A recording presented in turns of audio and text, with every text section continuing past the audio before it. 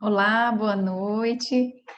É com alegria que estamos aqui na noite de hoje com a doutora Fabiane Pomiesinski, nessa live. Tudo bem, doutora? Oi, Raquel, oi, pessoal de casa, é um prazer estar aqui com vocês. A doutora Fabiane, ela veio hoje conversar com a gente sobre alergia alimentar, como saber que o meu filho está melhorando, né? É um tema que nos traz muita ansiedade, que nos traz muita vontade de conversar sobre isso, né? E a gente fica muito feliz de ter da senhora ter aceito esse convite. Obrigada, eu que agradeço. Eu acho esse tema super interessante, importante, porque quando a gente fala em tratamento da alergia alimentar, a gente tem três coisas principais que a gente tem que cuidar, né? A primeira é evitar o alérgeno, com certeza, né? Evitar o alimento que está causando alergia. Outra é o paciente ter um plano de emergência, principalmente nos IgEs mediados, né, aqueles que têm reações mais graves, as mães têm que saber o que fazer caso aconteça alguma reação. E outra é avaliar a tolerância, é ver se esse paciente está curado, se ele está caminhando para a cura. E esse último pilar do tratamento, às vezes, acaba ficando meio esquecido, porque é natural as mães terem medo de avaliar a tolerância. Eu vou expor meu filho num teste de provocação oral, se ele teve uma reação grave, eu vou fazer isso, ele passar por isso de novo, né? Então, tem esse receio, tem esse medo, e isso acaba, às vezes, retardando essa avaliação da tolerância, e muitas vezes a gente acaba fazendo uma restrição por um tempo maior do que talvez fosse necessário. Então, é importante a gente falar sobre isso, sobre a avaliação de tolerância oral, que é diferente de, que não tem relação nenhuma com intolerância à lactose ou qualquer outra intolerância alimentar, né? Não é porque o nome é o contrário, né? Tolerância e intolerância. Não, a gente está falando de tolerância de deixar de ser alérgico, com relação à alergia alimentar. Certo.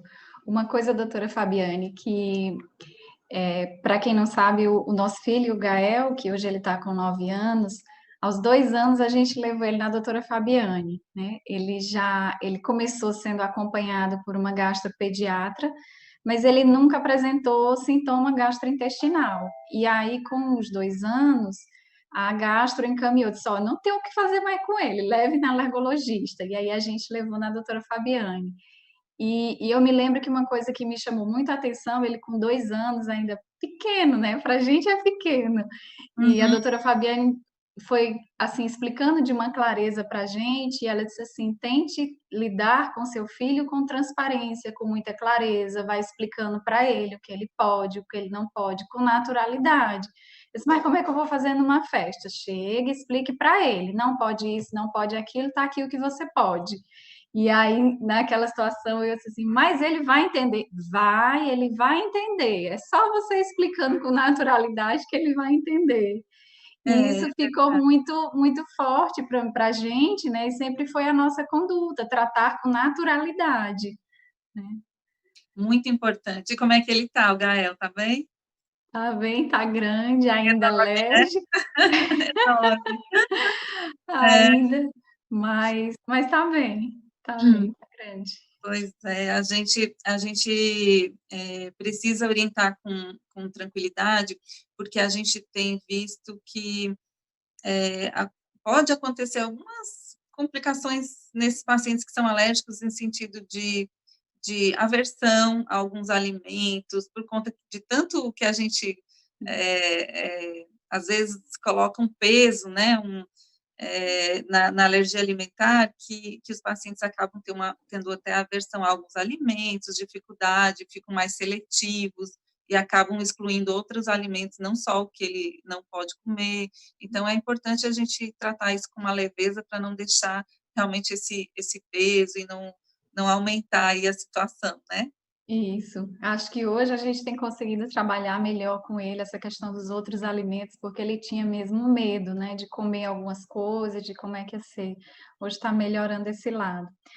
Mas, doutora, para a gente entrar no tema da noite, antes da gente entrar diretamente na questão da tolerância, do alérgeno e da cura, dá uma situada para a gente, para quem está acompanhando a gente, que está chegando no mundo da alergia hoje, Fala um pouco dessa história da alergia, história clínica da evolução assim no paciente, porque eu me lembro que no início a médica, a gastro ainda orientava assim, é uma coisa passageira, a expectativa é que com 2 anos o seu filho melhore, vai ser assim, vai ser assado.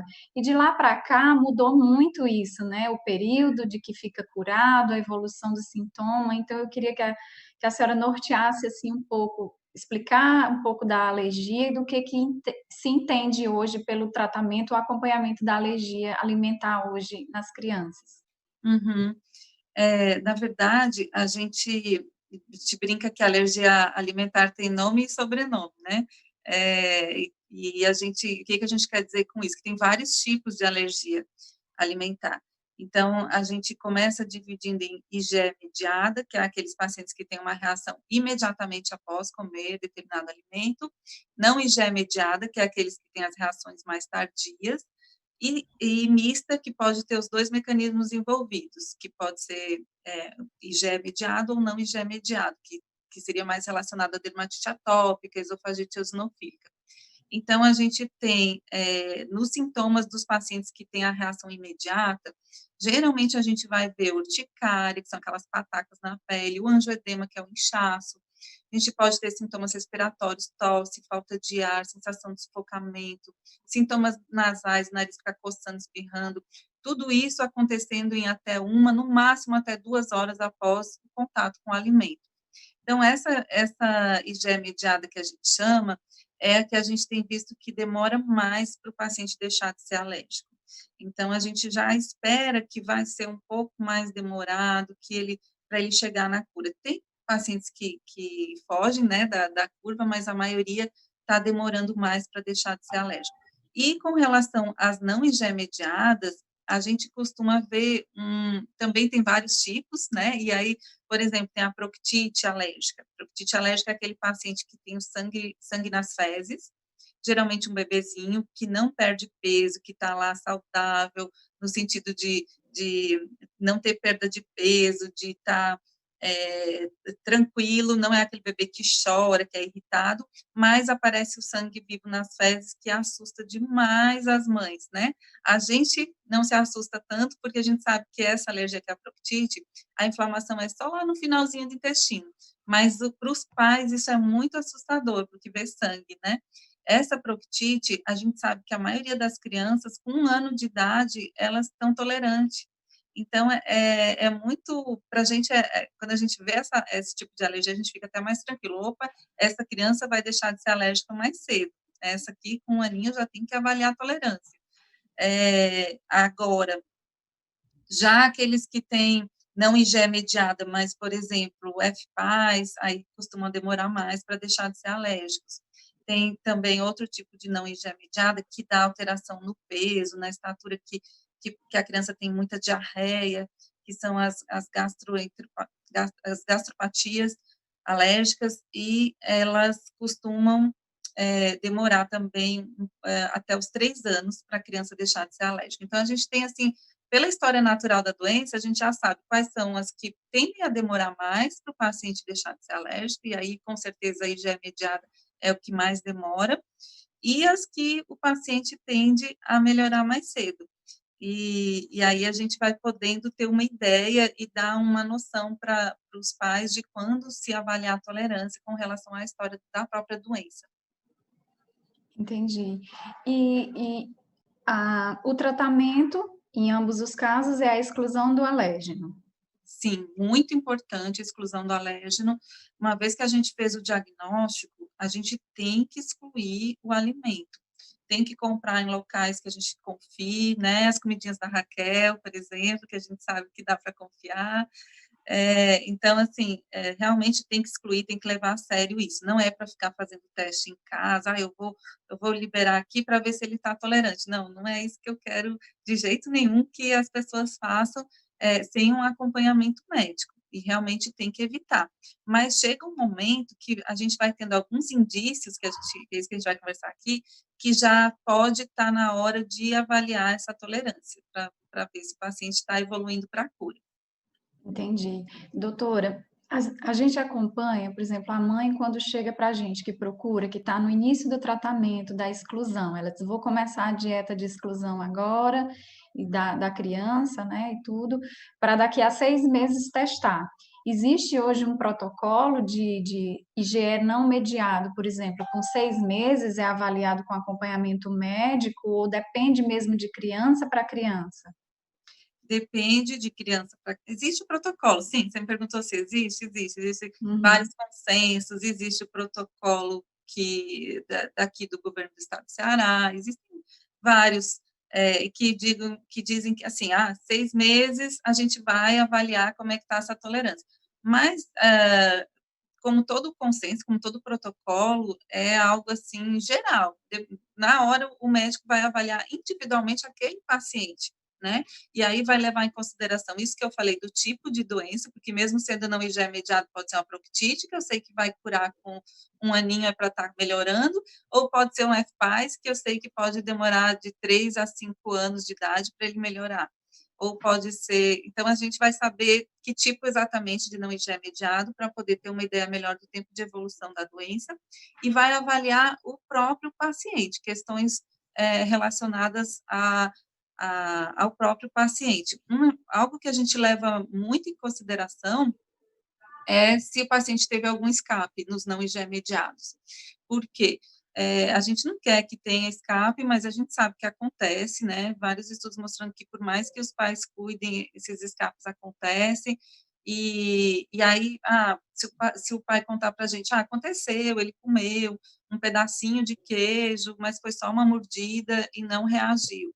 Opa, que bom, né? Não posso dizer que ele está tolerante, porque ele só comeu um pedacinho, mas é um sinal de que as coisas estão melhorando, se ele não reagiu. Mas eu tenho que fazer realmente uma avaliação numa quantidade de leite que eu realmente conheço, no caso, um paciente alérgico a leite.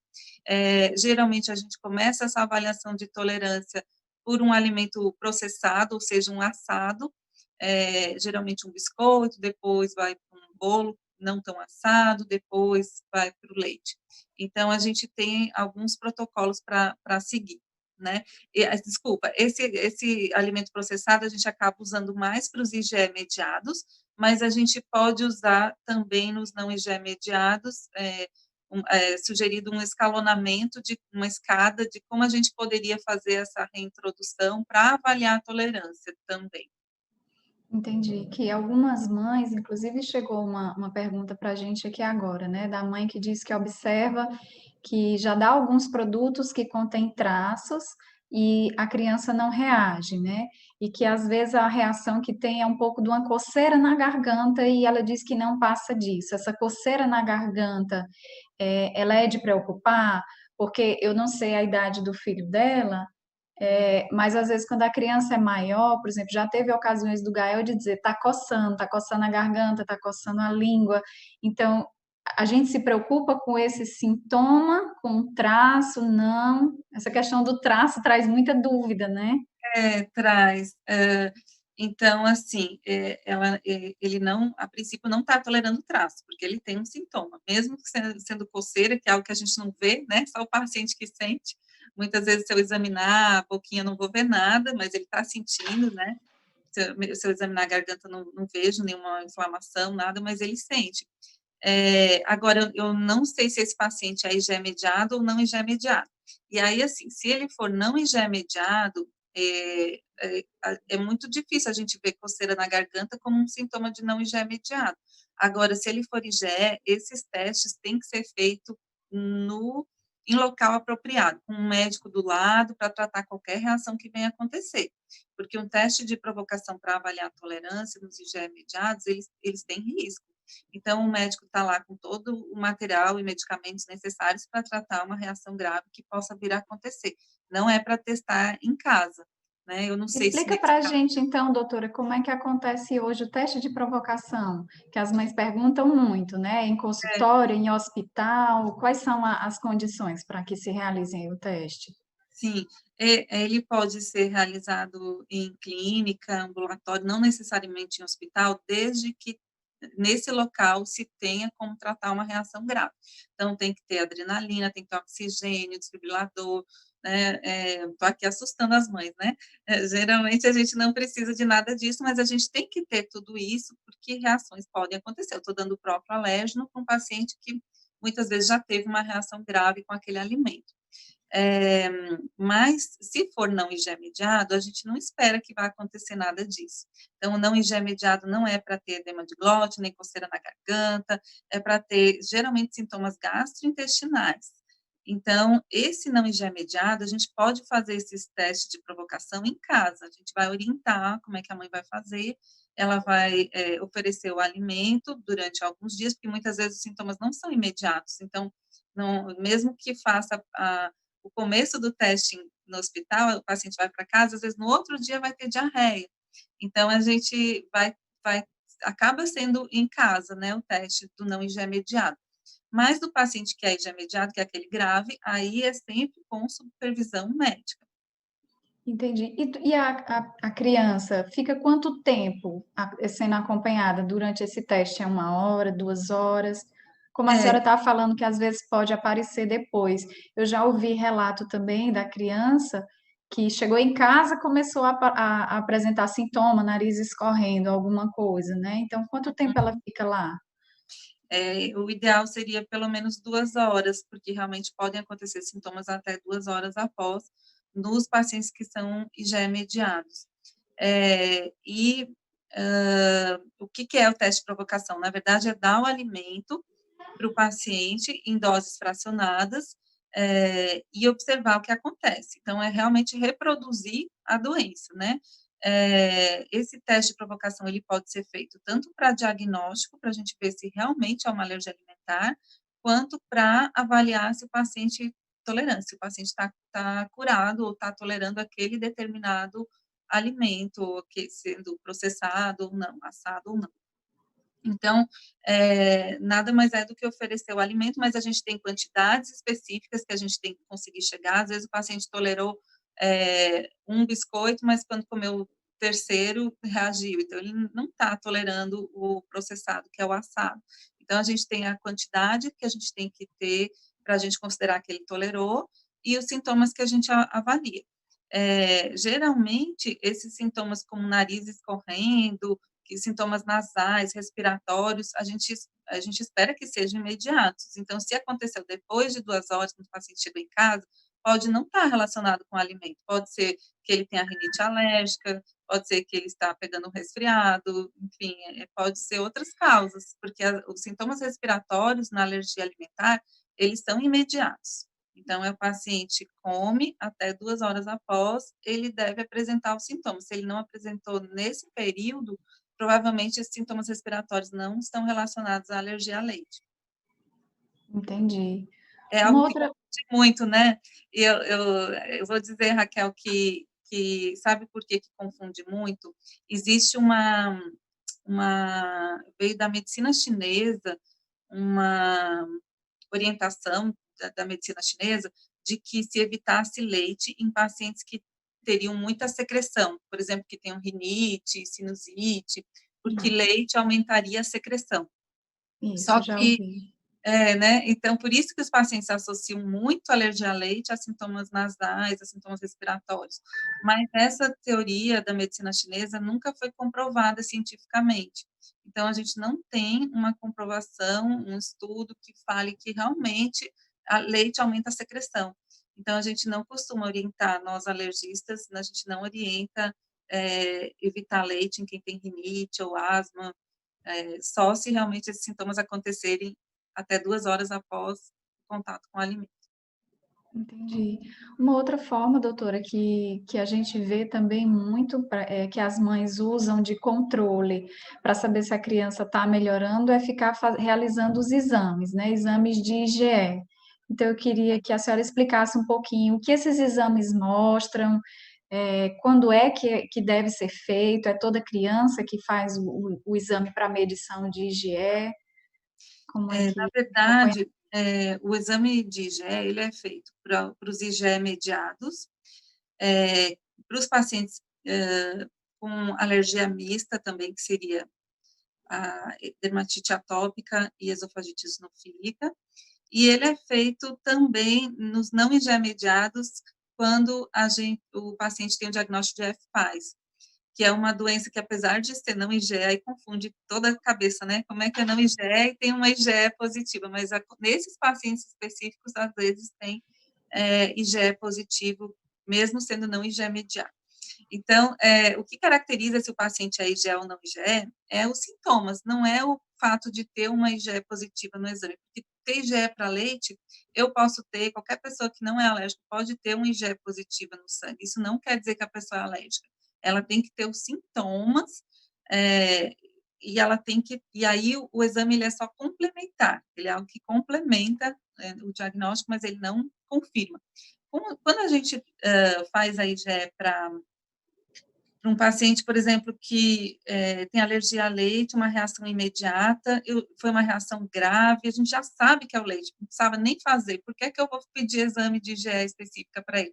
Justamente para isso, para poder avaliar a evolução.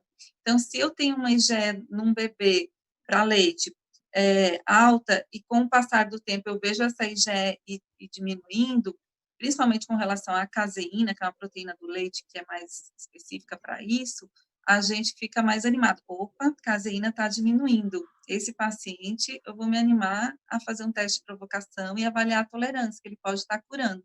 Então, a caseína é muito importante, a IgE específica para o leite total, e IgG4 também, que é algo que a gente está tendo de mais novo, aí é um exame que ajuda a gente a avaliar a tolerância, a gente pode fazer IgG4 para caseína, e pode fazer a relação IgG4 e IgE. E, no caso do leite, no caso do ovo, o que mais fala para a gente de tolerância é o ovo mucoide e caindo, né? A proteína de ovo mucoide é uma proteína que a gente considera. Nos outros alimentos também, a gente considera, assim, os valores, se a gente está vendo que tá caindo, a gente vai ficando mais animado. Opa, tá, é sinal de que está melhorando. Mas não é só isso que a gente leva em consideração, não é só os níveis de IgE específica. A gente pode avaliar pelo prick teste também, se não tiver o exame de sangue, tiver o prick. Antes era 8 milímetros o ovo, agora está 4. Opa, está melhorando, né? Porque tanto o teste cutâneo, que é aquele que a gente faz com as gotinhas, quanto o exame de sangue me mostram IgE específica. E se Mas isso está doutora, o IgE, ele vai zerar em algum momento? Que tem um pai que está fazendo uma pergunta, o Everardo, ele dizendo assim, que tem feito os exames todo ano para ver se está melhorando o IgE, e tem diminuído, tem dado baixa, mas o filho continua apresentando reação de coceira, de vermelhidão. Então, o que é que a gente espera? A gente vai esperar que o IgE zere? eu tenho que avaliar o conjunto. Então, era isso que eu ia falar agora. Eu não posso Tá. avaliar só a IgE, tenho que avaliar também os sintomas. Então, assim, se o paciente teve algum escape, ele comeu alguma coisa com um alimento que ele é alérgico e ele reagiu, eu vou perguntar quando foi isso, quando a data da última reação. Então, vamos supor que ele me fale que foi há um mês. Eu não vou pensar em avaliar a tolerância, ele acabou de fazer o teste sem querer em casa, sozinho, né? Então, eu não vou fazer, independente de nível de IgE. Agora, se ele disser que o escape faz mais de um ano, que quando ele comeu a reação foi leve, eu estou vendo a IgE caindo, aí são vários fatores que a gente vai levar em consideração. Então, o que a gente olha? Nível de IgE, como foi a última reação e quando foi, porque reações que foram, se ele teve uma reação grave, eu não vou querer avaliar a tolerância, mas se foi uma reação leve, eu posso até pensar em avaliar. E o limiar, o que seria o limiar? Por exemplo, tem pacientes que só com cheiro de leite reage, acontece, só por inalação. Esse paciente é um paciente mais grave, esse vai demorar mais para deixar de ser alérgico. Agora, não, antes ele reagia com cheiro, mas agora só se ele encostar na pele ele reage. Aí, opa, então agora o negócio está melhorando, porque encostar na pele para a gente é um limiar mais baixo, embora assusta, né? Às vezes, só encostou, nem comeu. Mas tem vários pacientes que eles tomam leite de canudinho, não acontece nada, mas se encostar uma gotinha aqui, aí tem a reação. Então, essa de contato, essa reação de encostar na pele, é a última que desaparece. Então, se ele já está nessa fase de só ter reação quando encosta, opa, as coisas estão melhorando. Outra coisa que é importante também para a gente levar em consideração é quando que a alergia começou. Geralmente, quando começa mais cedo, mais grave, mais demora para deixar de ser alérgico. Então, assim, paciente com dermatite atópica começou nos primeiros dias de vida já com a pele grossa, áspera, aquelas lesões de dermatite. Esse paciente, eu sei que ele vai demorar um pouco mais para deixar de ser alérgico do que aquele que começou a dermatite atópica mais tarde. Então, tem todos esses fatores para a gente avaliar em conjunto. Entendi. Doutora Fabiane, algumas crianças também, eu escuto alguns relatos, a criança está consumindo o alimento, não está tendo reação e está com IgE alto. Então a gente Ah, espera que baixe, mas acontece também de estar alto e a criança está bem. sim, a gente faz dessensibilização ao leite, que é um tratamento para os pacientes com IgE, alergia IgE mediada, que se tornam maiores e não deixam de ser alérgicos, e a gente vê que, às vezes, cai a IgE, ela continua alta, e o paciente, nesse caso, a gente não usa o termo tolerância, a gente usa dessensibilização, mas ele está tomando leite, não está reagindo, e a IgE continua alta. Então, existe sim, e também teve uma outra pergunta anterior que eu acho que acabei não respondendo, que perguntou se eu tenho que esperar zerar. Não, não precisa esperar zerar. Se eu estou vendo que está caindo, é um bom sinal, mesmo que não zere, porque talvez nunca zere, mesmo quando ele estiver comendo. Então, para a gente, a clínica, o paciente ter contato com o alimento e não ter sentido nada é muito mais importante do que o exame. Entendi. Tá certo. E a gente começou a falar da questão da dieta de exclusão, né, da criança. E quando a dieta é feita na mãe também, né? A mãe, eu acho que a grande maioria que chega para a gente, chega a mãe fazendo a dieta para poder amamentar. Os sintomas são os mesmos, doutora, assim, quando a mãe come, ingere algum alimento e vai amamentar. Os sintomas que a gente observa são os mesmos se a criança estivesse consumindo leite? Sim, são os mesmos. A gente sabe que pode passar a proteína do leite pelo leite materno, né? Então, geralmente é alergia a leite, né? Mas pode ser outros alimentos. Mas passa a proteína pelo leite materno, e aí a criança pode ter os sintomas como se a própria criança estivesse ingerindo leite ou qualquer outro alimento que esteja implicado. Então, a mãe tem que realmente fazer essa dieta levando muito a sério, e é muito difícil para as mães, não é fácil. A gente sabe que medicamentos, às vezes, têm a lactose, que pode carregar a proteína do leite. Então, é algo que é bem difícil mesmo, mas as mães têm que fazer nesse momento. Depois, quando a criança estiver estável, a gente costuma avaliar a tolerância começando pela mãe. A gente começa primeiro a avaliar se a mãe pode comer e a criança não vai reagir. A gente faz esse teste de provocação na mãe. Se a mãe comeu e a criança não reagiu, a gente deixa ela voltar a comer, mas a criança ainda continua evitando a proteína alergênica. E aí, no segundo momento, a gente testa na criança para ver se a criança está já tolerando o alimento ou não. Entendi. Esse acompanhamento, no caso com a mãe, é feito pela nutricionista, pela alergologista, é uma Sim, equipe, né? sim, agora você fala uma coisa muito importante. Esse acompanhamento conjunto é tão necessário. A gente precisa muito das nutricionistas trabalhando com a gente, porque toda essa parte de orientação, de dieta, de exclusão, que não é fácil, de ver se está tendo os alimentos que o paciente está ingerindo estão adequados, a quantidade de cálcio nos pacientes que são alérgicos a leite, né, que a gente tem que repor cálcio. Tudo isso é muito importante e é papel do nutricionista, então a gente tem que ter esse trabalho em conjunto. Entendi. Um tema também, doutora, que é muito comentado pelas nutricionistas, eu queria saber a sua opinião, é sobre o tratamento que se faz com probióticos para alergia alimentar. Ai, muito, muito interessante essa pergunta. É, Quando a gente fala de tolerância, a gente pode falar de cura e a gente pode falar de tolerância no sentido de a pessoa que entrou em contato com aquele alimento e nunca reagiu, né? Por que uns reagem e outros não reagem a um alimento? Então, o que faz com que a pessoa que não reage fique tolerante, aceite o alimento como algo normal e não tenha nenhuma reação de hipersensibilidade? Tem várias coisas envolvidas. Tem a genética, mas muito importante é o microbioma, né? A microbiota. E aí entra os probióticos. Então, assim, tudo que atrapalha, desculpa, Ali entrou aí. Tudo que atrapalha a microbiota pode acabar atrapalhando pode ajudar a desenvolver alergia. O que é que atrapalha a microbiota? O parto cesárea, a gente sabe que quem tem parto normal, a criança já tem a colonização pela flora vaginal da mãe, isso ajuda a prevenir a alergia alimentar. O ambiente rural ajuda, né, a vida mais tranquila, né, o estilo de vida também está envolvido nisso. O uso de medicações atrapalham, por exemplo, antibióticos, acabam atrapalhando essa microbiota. Amamentar é algo que ajuda a prevenir alergia alimentar.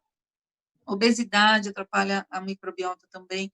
E aí, pensando que muitas mães vão dizer, ai, meu Deus, agora estou me culpando, porque eu tive parto cesárea, moro na cidade, não amamentei, a culpa é Opa. minha, né? Mãe adora se culpar, né?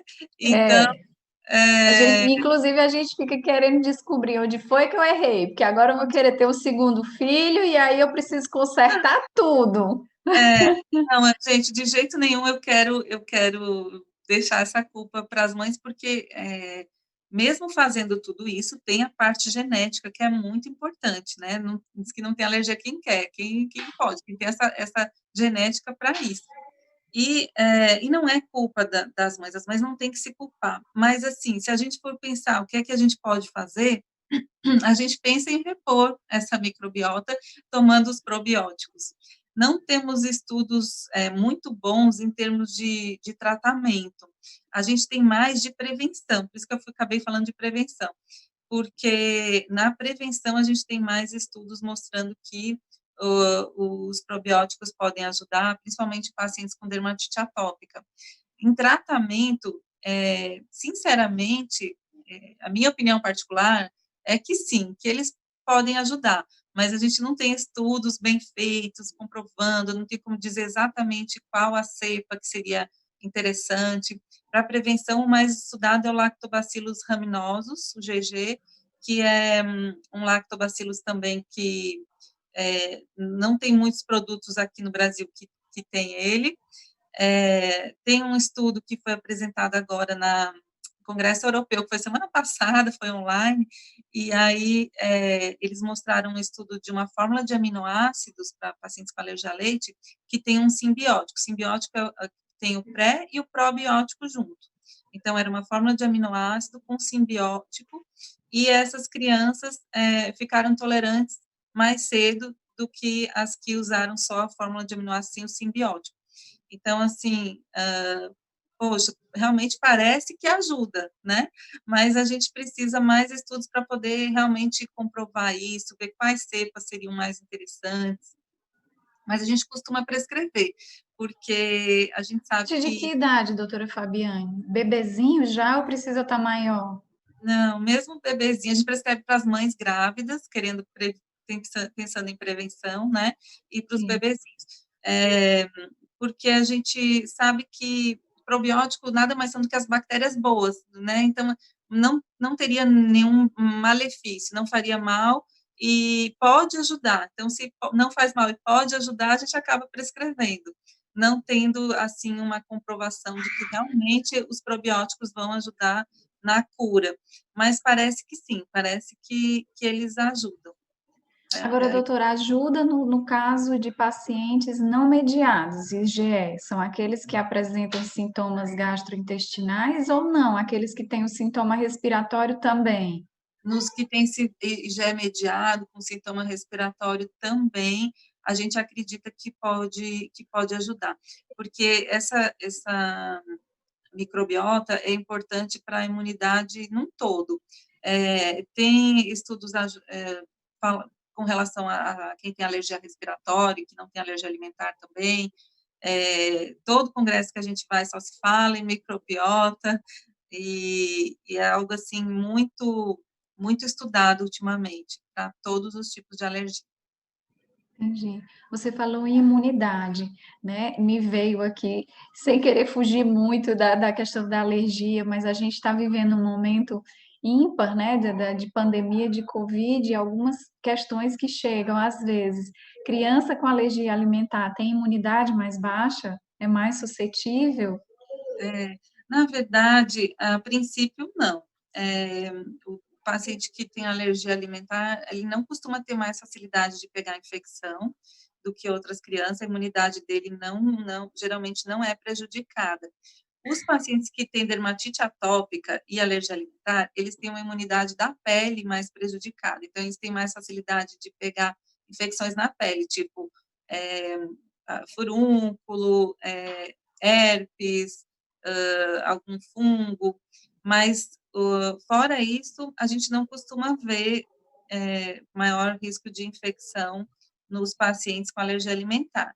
Nos pacientes com alergia respiratória, sim, a gente, principalmente rinovírus, que é o vírus do resfriado comum, é mais comum em quem tem rinite, que tem asma, e aí a gente esperaria que fosse para o coronavírus também, mas para nossa surpresa, os asmáticos não foram considerados grupos de risco, nem os pacientes que têm rinite, para o coronavírus. O coronavírus não parece ser mais comum nos pacientes com rinite e asma, graças a Deus, né? Graças a Deus. Porque geralmente esses pacientes, eles têm mais facilidade, quem tem rinite, tem asma, de pegar infecções. Mas para o coronavírus, se a asma estiver controlada, né, se estiver tratando direitinho, parece que não tem maior facilidade de pegar. Agora, se não tiver, aí a gente tem até mais risco de complicações se pegar o coronavírus. Entendi. Doutora, estou me recordando aqui, na semana passada, até uma cliente entrou em contato com a gente, falando de asma e falando um pouco de coronavírus. A gente volta já para a alergia alimentar. Mas a mãe comentando, me perguntando se a gente tinha alguma máscara antiácaro, porque ela me comentou que na hora que o filho coloca máscara, ele está tendo dermatite. E aí eu até perguntei a ela se a máscara, o tecido era branco, se, assim, porque a gente está vendo máscara de todo tipo, né? Algumas com sublimação, e aí a gente não sabe esse pigmento, né? E eu tenho visto, até aqui em casa mesmo, né? O Gabriel, desde que começou a usar máscara, a gente começou a usar, a trabalhar, cansa mais, né? Então, às vezes, desencadeia mais. Tem alguma recomendação, assim, para o uso da máscara não desencadear essas reações alérgicas ou asmáticas, alguma coisa assim? Aham. A gente tem visto máscara de tudo que é material, realmente, né? Eu não tinha pensado nessa possibilidade numa máscara, um tecido antialérgico, né? A gente tem as capas antiácaro, né? Para colchão, travesseiro, para fazer com a máscara agora, né?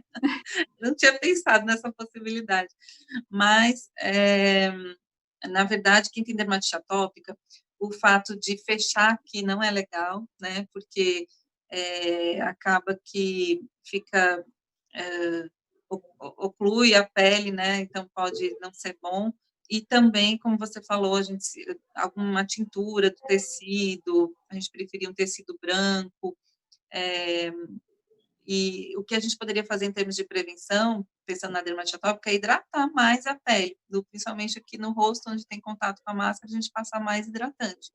Ajudaria, talvez, aí na prevenção, e procurar um tecido de algodão, um tecido que não fosse sintético também, porque ele pode estar fazendo, além da dermatite atópica, uma dermatite de contato, dependendo do material da máscara que está sendo utilizado, né? Tá certo. Doutora, uma outra questão.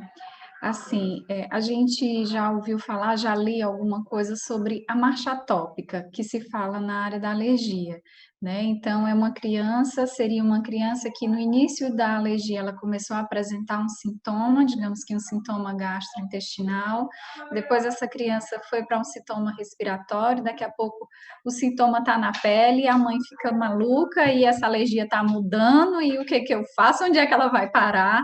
Né? Existe uma evolução desse sintoma, algo esperado do que possa acontecer nesses sintomas? A gente fala da marcha atópica porque os pacientes atópicos, que a gente chama, são aqueles que têm uma predisposição genética para desenvolver uma alergia mediada por IgE, que pode ser alergia alimentar, dermatite atópica, rinite, asma, conjuntivite alérgica. Então, assim, E, geralmente, essas alergias, elas começam na alergia alimentar, dermatite atópica, depois sintomas de asma e, por último, sintomas de rinite. Mas não necessariamente isso segue sempre desse jeito, e não necessariamente quem tem alergia alimentar vai ter as outras, né? Mas a gente fica de olho já que isso possa vir a acontecer, né? A gente fica já mais atento caso um paciente comece a alergia alimentar muito cedo, que as coisas podem evoluir para outros tipos de alergia. E mesmo evoluindo, digamos assim, quando a criança começa a desenvolver, como você estava falando, uma asma, uma rinite, isso ainda fazendo parte do quadro da alergia alimentar, ou já um outro quadro? Outro quadro, outro quadro. Rinite e asma geralmente são, não tem relação com alergia alimentar, né? Geralmente é ácaro, algum inalante, né? Poeira, mofo, pelo de gato, cachorro, plantas. Então, a gente não pensa inicialmente nos pacientes que só têm rinite e asma, que seja alergia alimentar, mesmo que ele tenha tido, ou que ele tenha uma alergia alimentar a leite ou qualquer outra coisa. A gente não esperaria que esses sintomas viessem, porque ele teria que estar entrando em contato com o alimento. Então, assim, se ele tem alergia alimentar, não está tomando leite, começa a ter sintomas de rinite, de asma, não é o leite, né? A não ser que a dieta não esteja legal, mas se está fazendo direitinho, é outra causa, né? E quando a gente fala em IgE mediada, 90% das vezes tem pele envolvido. Então, se não tiver pele urticária, inchaço, for só sintoma respiratório, diminui muito a chance de ser alergia alimentar. Entendi. Deixa eu ver aqui se mais alguma questão que esteja chegando. Doutora, nas crianças que vão crescendo, não vão melhorando, não vão apresentando os sinais de cura, né? O que é hoje a indicação para um tratamento, né? A gente sabe que a senhora faz aqui o tratamento de dessensibilização, né?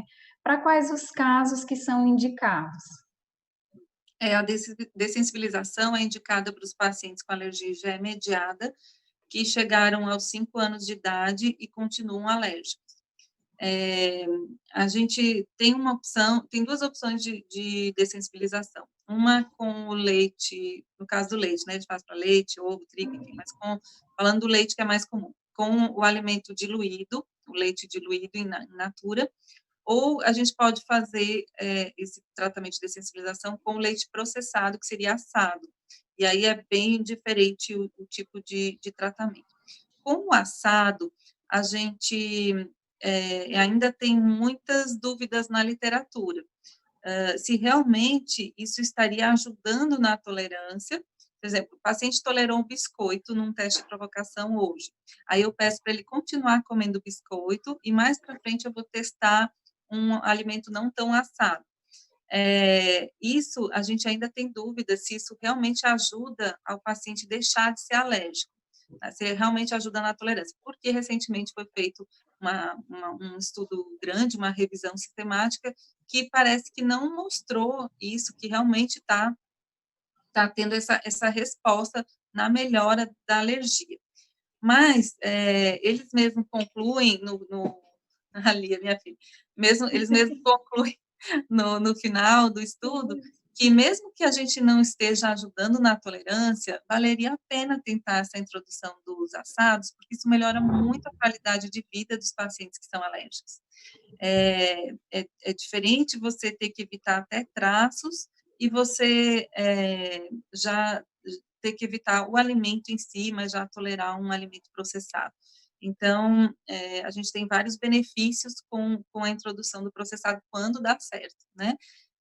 Mas a dessensibilização com o leite diluído é indicada para os casos mais graves, aqueles pacientes que as reações continuam acontecendo, mesmo com todo o cuidado dos pais, aqueles pacientes que já chegaram aos 5 anos e continuam com alergia IgE mediada a leite, com níveis de IgE muitas vezes altos, às vezes maior do que 100, então, aqueles pacientes que a gente sabe que são bem graves, e para esses pacientes, e alergia grave e persistente, é que a gente indica o tratamento de dessensibilização, que que nada mais é do que dar o leite em pequenas quantidades e aumentando progressivamente até que o paciente tolere aquele alimento. Na verdade, a gente usa o termo dessensibilização e não tolerância quando faz esse tratamento, porque o paciente ele precisa continuar ingerindo leite, por exemplo, depois do tratamento, para não perder o tratamento.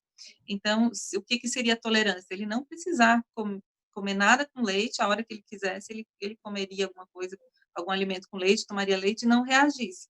E aí seria a tolerância, mas a dessensibilização, ele precisa, depois do tratamento, continuar tomando leite todo dia para não perder o efeito do tratamento. Então, ainda não é a tolerância tão esperada, né? Essa tolerância mesmo acaba vindo com o tempo. Além E da idade, doutora, da idade e do tipo de reação, espera-se, por exemplo, chegar a algum patamar de IgE para iniciar esse tratamento? Você só faz o tratamento com IgE muito alto ou precisa baixar um pouco para começar esse tratamento? Na verdade, assim, a gente não, eu não gosto muito dos pontos de corte, porque eu acho que cada um é cada um, né? Mas Sim. tem um estudo que mostrou que a caseína acima de 35, 80% de chance de não tolerar o processado. Então, caseína acima de 35, maioria das vezes, se eu tentar dar um alimento processado, não vai dar certo. Agora, abaixo de 35, eu poderia tentar, segundo esse estudo, né? Mas, assim, lógico, eu não vou avaliar, como eu falei, não vou avaliar só o nível de GE específico, eu vou avaliar quando foi a última reação, a gravidade da última reação, o limiar, se ele reage com ingerindo, encostando ou com cheiro, e quando começou, se começou muito cedo a alergia. Eu vou avaliar tudo isso para poder dizer que está na hora de fazer um teste de provocação. Entendi. É que a gente, como mãe, e as mães vão escrevendo, então eu acho que a gente fica em busca de uma meta, né? Quando eu chegar lá, eu vou começar, né? E aí eu acho que vão chegando algumas questões nesse sentido, né? De qual é o momento. Então a gente está em busca desse momento de descobrir se está chegando a hora de fazer, né? Algumas mães. Diga, pode falar, doutora. Não, com certeza, a gente não tem esse número mágico da IgE específica, mas a gente tem alguns parâmetros e geralmente os pacientes que vão para dessensibilização, eles têm caseína muito alta, e a maioria é alto mesmo, maior do que 100. Então, esses eu já sei que se eu não fizer o tratamento de dessensibilização, eles provavelmente não vão deixar de ser alérgicos. Não, nem vão deixar com a dessensibilização, como eu falei, não é uma tolerância, né? Mas ele vai poder entrar em contato com aquele alimento sem ter um risco maior de uma anafilaxia, de uma reação grave. Essa é a grande indicação da dessensibilização, é essa, é diminuir o risco para o paciente. Não é nem ele, agora ele vai poder comer um chocolate. Não, lógico que é legal isso, mas não é o foco do tratamento. O foco do tratamento é diminuir o risco das reações graves que, por mais que esses pacientes tomem cuidado, acaba acontecendo. Mas mesmo para aqueles que não chegaram no fim do tratamento, digamos, e não toleraram, ele vai precisar, ele continua fazendo uso diário da medida, da quantidade de leite para manter esses benefícios do tratamento? Para Sim, evitar, por exemplo, uma anafilaxia, né? Não é para comer demais, não é para comer tudo, né? Mas para evitar esses riscos, precisa continuar tomando leite. deixa eu ver se eu entendi a pergunta. Mas, assim, ó, todos os pacientes que a gente faz dessensibilização, eles têm que continuar ingerindo o alimento. A gente não Tá. sabe bem exatamente quanto deveria ser. Por exemplo, o ovo, a gente às vezes deixa que o paciente coma 3 vezes na semana. Tem um paciente que dessensibilizou para ovo, ele come 2 ou 3 vezes por semana o ovo, e assim ele mantém sem reações para ovo, né? Mas a gente não tem coragem de tirar, de dizer, não, fique um tempão aí sem comer, 1 mês, 2, depois volte a comer, porque aí ele pode perder o efeito do tratamento. Então, na dessensibilização, a gente precisa manter o alimento. Agora, no caso da tolerância espontânea, aí eu não precisaria manter esse alimento. E outra coisa que eu acho importante falar é que o teste de provocação oral, ele não retarda a cura. Então, assim, muita gente fala, não vou fazer esse teste porque vai que meu filho reage, ele está indo tão bem. vai voltar a estaca zero, as mães costumam usar esse termo, voltar a estaca zero. Não volta a estaca zero. O máximo que vai acontecer de ruim é ele ter uma reação, a gente vai cuidar dessa reação, mas isso não vai atrasar a cura. Então, não precisa a gente ter esse medo de que isso vai atrapalhar, porque não vai. Não deu certo o teste de provocação, continue evitando o alérgeno. Pronto, não tem que ter medo nesse sentido. Uma outra situação parecida que eu me lembrei aqui agora, às vezes algumas mães ficam, tô introduzindo traço, tá dando certo, vou continuar. Isso vai ajudar, vai atrapalhar na evolução da alergia, né? Porque eu acho que eu já ouvi alguma coisa assim, se está dando o traço, não está tendo reação, continua. E por outro Exatamente. lado, não, pode retardar a cura. Não retarda a cura, não retarda. É isso que eu acabei de falar, que o teste de provocação ou a introdução de algum alimento e que deu certo, mantenha. Deu certo, mantém. Não retarda a cura de jeito nenhum. Não tem isso. Já teve um tempo atrás, tudo muda na alergia alimentar muito rápido, porque a alergia alimentar aumentou muito nos últimos anos, né? Então, as pessoas acabaram estudando mais e as coisas vão mudando. Antigamente, a gente falava isso para os pacientes, sim.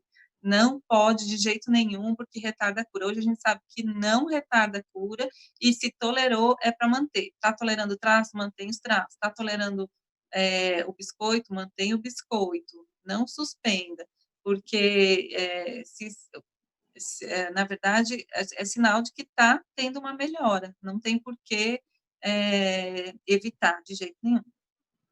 Tá. Mesmo que comece a aparecer outros sintomas, digamos Não, assim, aí começou a aparecer sintoma, aí não está dando certo, porque né? os benditos dos sintomas ficam mudando, doutora. As mães dizem pra gente que ele tinha uma coisa, daqui a pouco é outra, fica tudo perdida. Entendo. E aí é muito importante ter um médico acompanhando, porque cada caso é um caso, né? Isso. E Porque às aí, vezes, como mãe, eu já escutei de uma mãe que disse assim: ah, mas ele não tem mais risco de anafilaxia, ele não tem mais respiratório, é só uma dorzinha de barriga, então tô controlando isso aqui.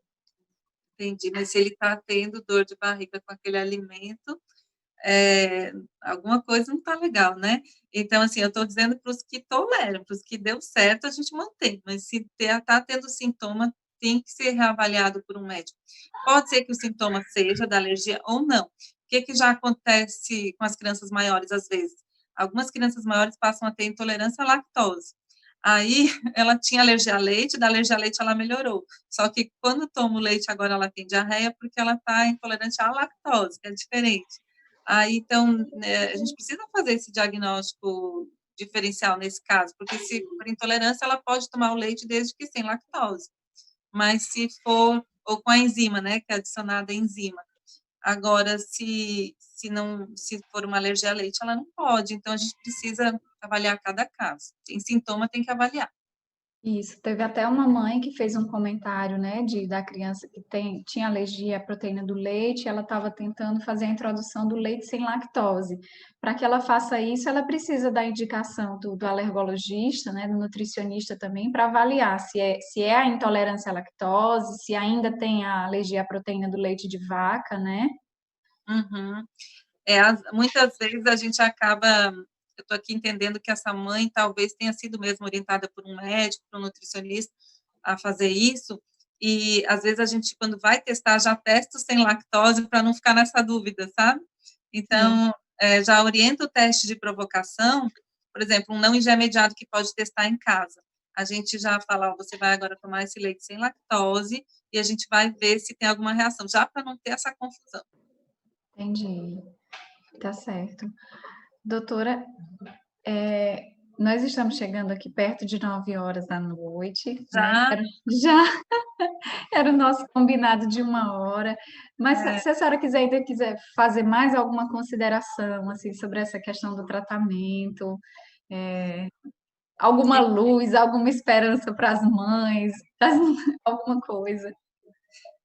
eu queria falar duas coisinhas. Uma é com relação à prevenção, né? Que se a gente falar em tolerância no início da vida, prevenção, a gente tem visto cada vez mais que a gente não deve retardar a introdução dos alimentos nas crianças e que a gente deve fazer, na verdade, uma introdução ativa no primeiro ano de vida. Não quero dizer com isso que a gente vai começar muito cedo, antes do esperado. Lógico, o aleitamento materno é sempre o melhor alimento para os bebês, e a gente vai começar essa introdução quando a criança estiver preparada para isso, a criança que já está sentada, já está começando a aparecer um dentinho, né? Mas a gente deve-se tentar introduzir os alimentos, porque se a gente demorar muito para introduzir, isso pode facilitar a alergia. E outro recado importante é, se o seu filho tem alergia alimentar, não deixe de avaliar a tolerância, de conversar com o seu médico sobre isso, porque, como você comentou que eu faço os tratamentos de dessensibilização, a maioria dos pacientes que chegam no consultório dizem assim, eu vim aqui para fazer o tratamento de dessensibilização. Aí, o que é que eu faço? Um teste de provocação oral e eu descubro que ele já está tolerante. Então, a maioria acaba que a gente descobre que já estava curado e não sabia. Isso acontece tanto que eu acho, assim, super importante lembrar dessa etapa do tratamento, que é avaliar a tolerância, porque isso pode acontecer e às vezes, a gente perder isso, né, e ficar restringindo sem necessidade. Então, lembrar de avaliar a tolerância, conversar com o seu médico, se está na hora ou não de fazer, baseado em tudo isso que a gente conversou aqui. Tá certo. Doutora Fabiane, eu agradeço demais a sua participação nessa Eu que conversa. agradeço. Raquel, olha, acho ótimo essa oportunidade para a gente conversar. Eu acho que é levando informação que a gente ajuda as pessoas que estão passando por isso, né? E agradeço demais o convite, foi ótimo. E informação de qualidade, né? Que às vezes hoje a gente tudo se consulta no Google, né? E fica buscando informação, e nada melhor do que uma médica como a doutora Fabiane, que eu conheci, na época que eu conheci a doutora, ela estava como presidente da ASBAI aqui do Ceará, né? Associação de Alergia e Imunologia, né? Então, já tem muito conhecimento, traz segurança para a gente, né? Na sua fala. Obrigada, Raquel, eu fico feliz, viu? E aí, dizer que a gente tem que continuar levando informação mesmo, porque tem informações que a gente não confia por aí, né? E agradeço aí quem dedicou o tempo para ficar aí com a gente, viu, pessoal? Tá, ok. Obrigada, doutora. Obrigada a todos que nos acompanharam nessa noite de hoje. Todas as quintas estamos fazendo as lives pela página da SOS Alergia, tá? Acompanhe. E é isso, pessoal. Obrigada por tudo. Um abraço. Tchau.